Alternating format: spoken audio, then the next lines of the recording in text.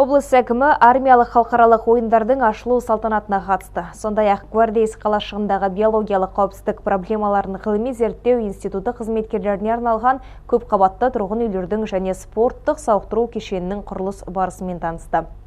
Мұндағы бірінші үйдің құрылысын Мұрат Мырзаханұлы басқаратын Базисторстрой жауапкершілігі шектеулі серіктестігі жүргізуде. 60 пәтерлі тұрғын үй құрылысына 880 миллион теңге қаржы қарастырылған. Облыс әкімі әр пәтерді аралап жай-күйіне қанықты. Салынып жатқан 3 көпқабатты тұрғын үйде барлығы 180 отбасы қоныстанатын болады. Құрылыс жұмыстары аяқталуға жақын. Облыс әкімі Агроспецстрой жауапкершілігі шектеулі серіктестігі жүргізіп жатқан қалған 2 үйдің де құрылысын ширата түсуді тапсырды. Мердігер өкілі бұл үйлердің құрылыс жұмыстары 25 қыркүйекке дейін аяқталатынын жеткізді. Сондай-ақ Базисторстрой жауапкершілігі шектеулі серіктестігі іргедегі спорттық сауықтыру кешенінің құрылысын да жүргізуде. Бердібек Сапарбаев кешендегі 100 орынға жоспарланған мәжіліс және бірнеше спорт түріне арналған әмбебап залдарымен танысып, бірқатар ұсыныстарын білдірді. Бұдан соң Бердібек Сапарбаев биофармацевтикалық зауытты аралап, бірінші кезең бойынша аяқталған жұмыстарымен танысып, штаб отырысын өткізді. Президенттің тапсырмасына сәйкес дайындалған жол картасындағы тапсырмаларды мерзімінде орындау туралы ескертпелер айтылды. Кәсіпорында әлемдік стандарттар бойынша иммунобиологиялық препараттар, оның ішінде коронавирустық инфекцияға, тұмауға, туберкулезге, бруцеллезге, нодуриялық дерматитке және басқа да инфекциялық ауруларға қарсы вакциналар шығару жоспарланған.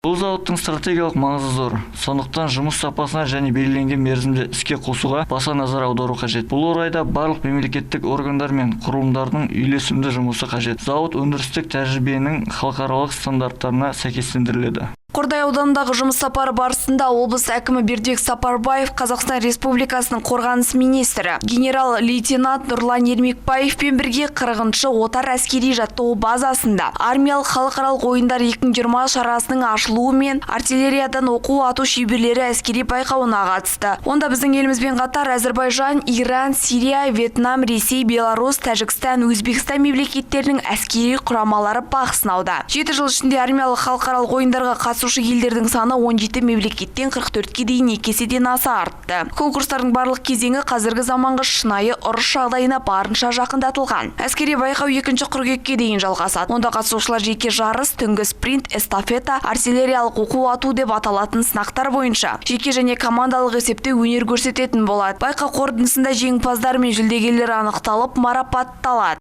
Жанар Сырымқызы, Мирас Өмірзақ, 7/7 News.